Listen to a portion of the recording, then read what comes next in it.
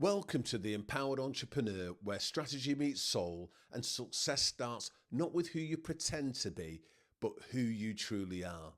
Now today, I want to flip the script that's held too many entrepreneurs back for too long. You've been told to fix your weaknesses before you can lead, to clean yourself up before you can show up.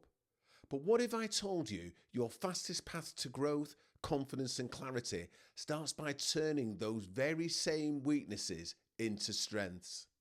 Well, in this video, that's what we're going to explore. So let's dive in. Now, let's get brutally honest.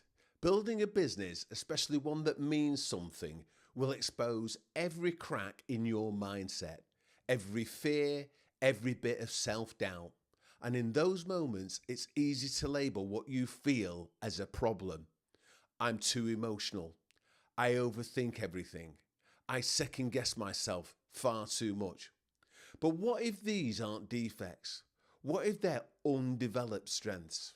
You see, every weakness is just a strength in disguise, one that hasn't found its proper outlet yet. You see, there's a toxic idea floating around. Until you fix yourself, you can't grow your business. It sounds noble and responsible even, but it's a trap. Because the longer you wait to heal, ready, or become fully aligned, the longer you delay your impact. See, the simple truth is, you don't transform by waiting, you transform in motion. Courage isn't the reward for inner work, it's the bridge to it. It's not the end result of fixing yourself. It's the very thing that starts the fixing. You see, you don't get courageous after your fear leaves. You get courageous while your fear still lingers. And here's the magic. When you take bold action with your so-called weaknesses, they start to evolve. Let me show you what this looks like. Overthinking. That strategic foresight, if you channel it towards scenario planning and innovation. Self-doubt, that's humility and empathy, the foundation of trust-based leadership. Fear of being seen, that's sensitivity, and in the right hands, it becomes authenticity that cuts through the noise. These aren't bugs in your system, they're features you haven't mastered yet. The secret? Don't suppress them.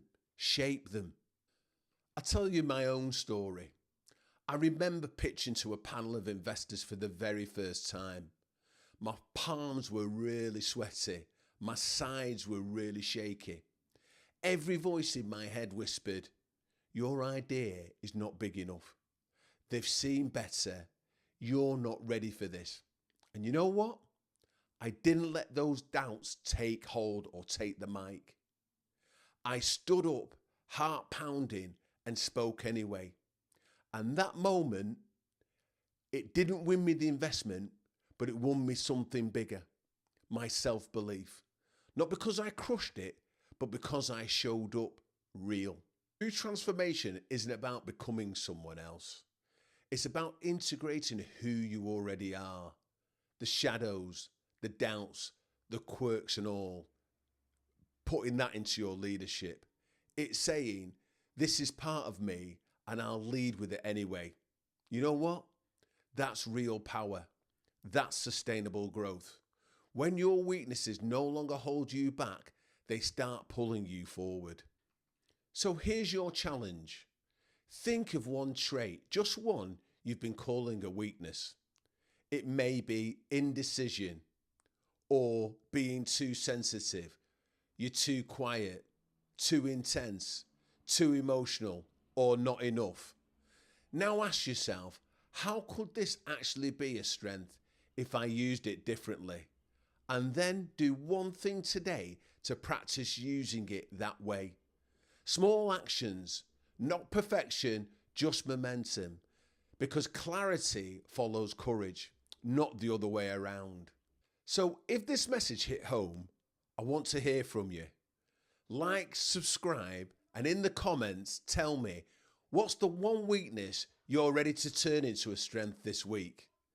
This is the Empowered Entrepreneur. Stay bold, stay grounded, and keep building that business that reflects your soul.